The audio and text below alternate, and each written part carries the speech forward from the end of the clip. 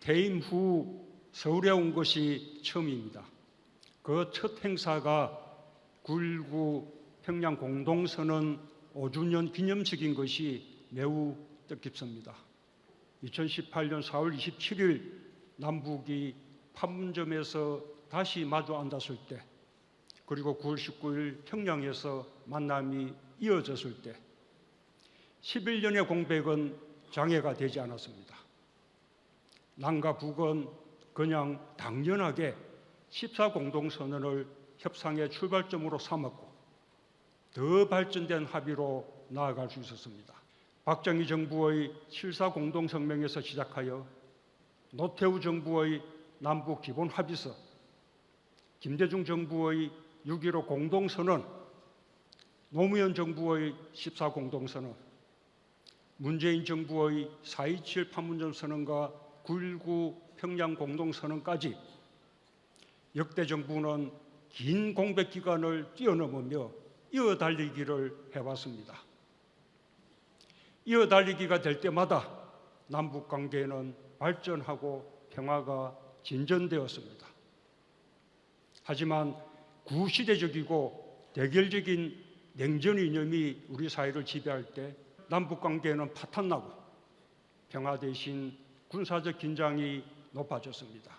이어달리기의 공백 기간이 짧을수록 한반도의 군사적 위기는 낮아질 것이고 남북은 그만큼 더 평화에 다가가게 될 것입니다. 이것이 판문점 선언과 평양 공동선언이 오늘 우리에게 주는 첫 번째 교훈입니다. 또 하나의 중요한 교훈은 평화가 경제라는 사실입니다. 평화가 경제라는 것은 미래의 목표가 아니라 지금 당장의 현실입니다. 이어달리기로 남북관계가 상대적으로 평화로웠던 시기의 경제 성적이 그렇지 않았던 시기보다 항상 좋았습니다. 지금 우리가 세계 10위권 경제 강국이라고 말하고 있지만 실제로 우리 경제의 규모, 즉 GDP가 세계 10위권 안으로 진입한 시기는 노무현 정부와 문재인 정부 때뿐입니다. 노무현 정부는 국민소득 2만 불 시대를, 문재인 정부는 국민소득 3만 불 시대를 열었습니다. 반면에 이어달리기가 중단되었던 정부 기간에는 국민소득이 정체되거나 심지어 줄어들었습니다.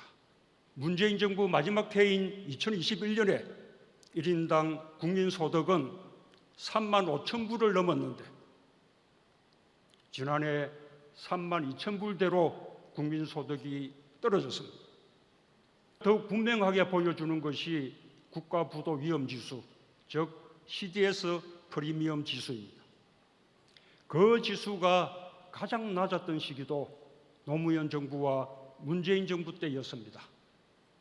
우리나라는 노태우 정부가 국방정책으로 중국, 소련, 동구권 국가들과 수교하면서 본격적인 개방 통상국가의 길을 걷게 되었고 전 세계에서 무역 의존도가 가장 높은 나라에 속합니다. 따라서 남북관계가 평화로운 가운데 주변 국가들과 균형 있는 외교를 펼칠 때 코리아 리스크가 줄어들고 수출 경제도 활기를 띠기 마련입니다. 지나치게 진영 외교에 치우쳐 외교의 균형을 잃게 되면 안보와 경제에서 얻는 것보다 더 많은 것을 잃을 수도 있습니다. 동맹을 최대한 중시하면서도 균형 있는 외교를 펼쳐나가는 섬세한 외교 전략이 필요합니다. 평화가 경제인 만큼 우리 경제를 위해서라도 9.19 평양 공동선언의 이어달리기가 하루빨리 이루어져야 하겠습니다. 지금 계속되는 북한의 도발에 대해 단호하게 대응해야 합니다. 그러나 결국은 대화를 통해 남북관계의 위기를 풀어나갈 수밖에 없습니다.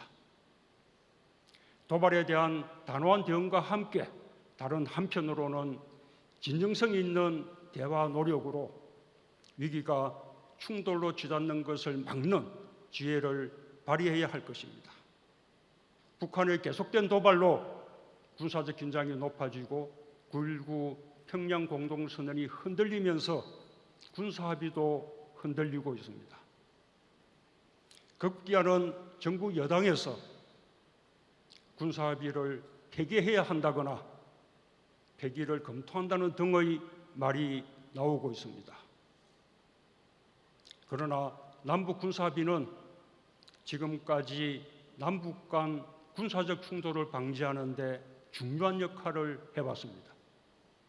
역대 정부 중 단 한 건도 군사적 충돌이 없었던 정부는 노무현 정부와 문재인 정부뿐입니다. 남북 관계가 다시 파탄을 맞고 있는 지금도 남북 군사합의는 남북 간의 군사 충돌을 막는 최후의 안전핀 역할을 하고 있습니다. 남북 군사합의를 폐기한다는 것은 최후의 안전핀을 제거하는 무책임한 일이 될 것입니다. 한마디로 김대중, 노무현, 문재인으로 이어진 진보 정부에서 안보 성적도 경제 성적도 월등 좋았던 것을 확인할 수 있습니다. 안보는 보수 정부가 잘한다. 경제는 보수 정부가 낫다. 이런 조작된 신화에서 이제는 벗어날 때가 되었다는 것을 마지막으로 강조하고 싶습니다.